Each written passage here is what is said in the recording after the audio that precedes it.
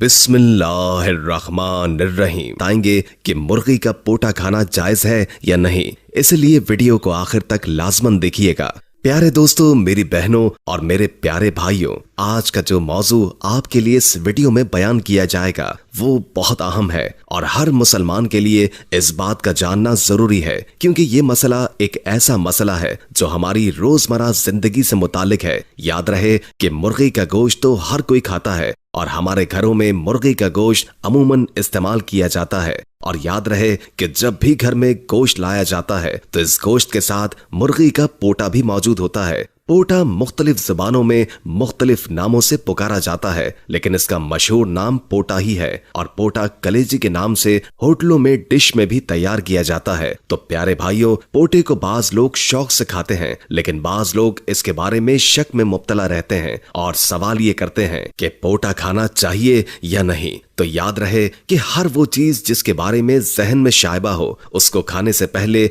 उस शक और शायबे को दूर कर लेना चाहिए। आज की वीडियो में हम आपको इस मसले का सही जवाब बताएंगे कि इस मसले का सही जवाब क्या है। लिहाजा आपने वीडियो को स्किप नहीं करना और वीडियो को आपने आखिर तक जरूर देखना है। प्यारे भाई, हम बात कर रहे थे पोटे की, तो याद रहे कि कुछ लोग पोटे को ना खाने की जो वजह बताते हैं वो ये बताते हैं कि पोटा भी ओजड़ी की तरह है, ओजड़ी में भी गंदगी होती है और पोटे में भी गंदगी होती है, और इसी बात के पेश नजर ये लोग पोटा नहीं खाते। अब सोचने की बात यह है कि आया पोटा भी उसी हुक्म में आता है जिस हुक्म में ओजड़ी आती है, या इसके बारे में अलग अहकाम है? तो प्यारे सामाईन, हम आपको इस बारे में तफसील से बताएंगे, लेकिन पहले आपको ये बताते हैं कि ओजड़ी के बारे में क्या अहकामात हैं। याद रहे कि अक्सर लोग ओजड़ी बहुत शौक से खाते हैं, बाज लोग तो आंते भी खा जाते हैं। तो ऐसे लोग गौर से सुन लीजिए। जानवरों के साथ मकरूह चीजों वाली हदीस की तशरीह में फुक़हा हजरात इजहार फरमाते हैं कि मसाना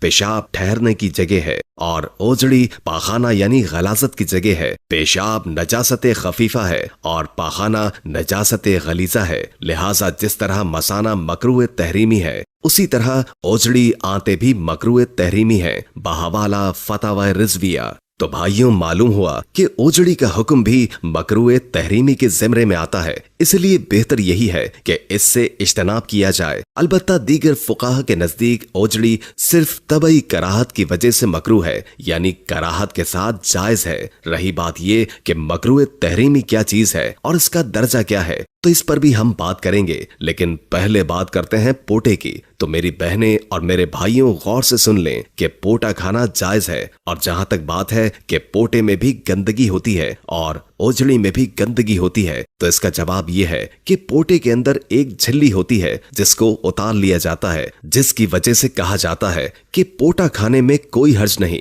और जहां तक बात है ओजड़ी की, तो ओजड़ी और नजासत के दरमियान कोई पर्दा नहीं, इसलिए इसको खाने में कबाहत बताई गई है और इसके खाने को मकरूह तहरीमी भी कहा गया है। प्यारे भाइयों, यहाँ इस बात का समझना भी जरूरी है कि मकरूह तहरीमी और मकरूह तंजीही में क्या फर्क है, और हर मुसलमान को इस बात का इल्म होना चाहिए कि हलाल क्या है और हराम क्या है, ताकि वो अपने आप को हराम कामों और हराम चीजों से बचा सके। और जहाँ हराम से बचने की जरूरत है, वहीं पर मुसलमानों को मकरूहात से भी इज्तनाब करना चाहिए। याद रहे कि हलाल और हराम चीजों के बारे में कुरान पाक में इरशाद बारी ताला है, तर्जुमा, वो रसूल सुथरी चीजों के लिए हलाल फरमाते और गंदी चीजें उन पर हराम करते हैं। सूरह अराफ आयत नंबर 157। दोस्तों, इस आयत का मौजू वाज़ेह है कि अल्लाह के रसूल सल्लल्लाहु अलैहि वसल्लम ने ऐसी चीजें जो खबासत में आती हैं उनको हराम करार दिया है। इसलिए चाहिए कि पाकीज़ा और हलाल चीजें खाई जाएं, और जो चीजें जो कि खबीस हैं उनको हराम कहा गया है या फिर मकरूह कहा गया है, बहैसियत मुसलमान हमें इन चीजों को खाने से परहेज करना चाहिए। याद रहे कि जिस मुसलमान के पेट में हराम का एक लुकमा भी चला गया तो उसकी 40 दिन की इबादत कबूल नहीं होती। इसलिए हर मुसलमान के लिए जरूरी है कि वो हर ऐसी चीज के बारे में इस्लामी तालीमात की रोशनी में तसल्ली कर ले जिस चीज को खाने में उसके दिलो दिमाग में कोई खटका हो। तो याद रहे कि कपूरे और ओजड़ी भी ऐसी चीजों में शामिल है जिसको खाने में लोग न सिर्फ कराहत महसूस करते हैं बल्कि उनके जहन उनको खाने में क्लियर नहीं होते। इसलिए उनके शकूक को खत्म करने की जरूरत है।